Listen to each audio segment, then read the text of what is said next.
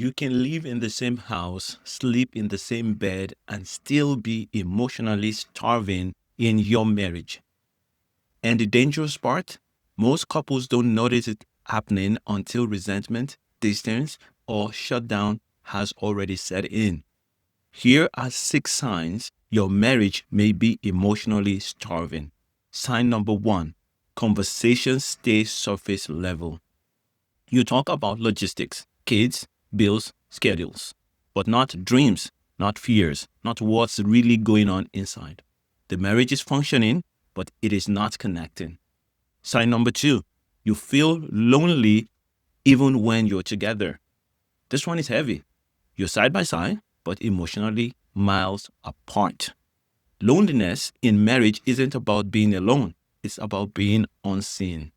Sign number 3, affection has faded or feels forced. Hugs are quick, touch feels awkward or absent altogether. And usually, the issue isn't physical, it's emotional safety.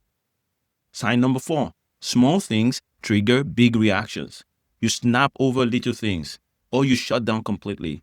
That's not because you're too sensitive, it's because unmet emotional needs leak out sideways. Sign number 5, you've stopped sharing your inner worlds. You think things, but don't say them. Not because you don't care, but because it feels unsafe, pointless, or exhausting. Silence becomes survival.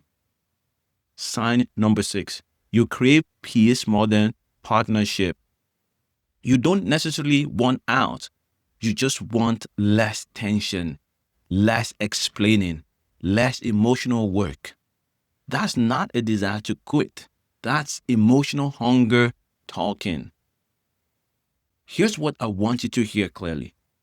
Emotional starvation doesn't mean your marriage is broken beyond repair. It means connection has been neglected, not intentionally, but consistently. And what's been neglected can be restored when it's nourished correctly. So if this video puts words to something you've been feeling but couldn't explain, do 2 things. First, comment below the word SEEN, SEEN. Not for me, for you. Naming it matters. Second, share this video with someone you care about. Not to accuse them, but to help them understand what might be happening beneath the surface.